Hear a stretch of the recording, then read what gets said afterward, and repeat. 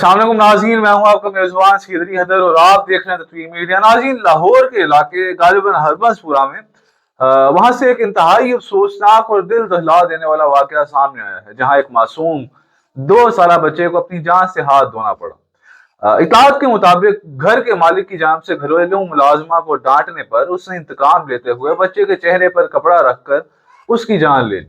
یہ واقعہ نہ صرف انسانیت کے لیے ایک بڑا سوالیہ نشان ہے، بلکہ ہمارے معاشرے کی ایک تلخ حقیقت بھی ہے، ہمارے معاشرے کی تلخ حقیقت کو بھی ظاہر کرتا ہے۔ پولیس نے فوری کارروائی کرتے ہوئے ملازمہ انیلا کو گرفتار کر لیا ہے اور بچے کے والد محمد عمر کی مدعیت میں مقدمہ درج کر کے مزید تحقیقات جاری ہیں، جبکہ حکام کا کہنا ہے کہ ملزمہ کو قانون کے مطابق سخت سزا دی جائے گی۔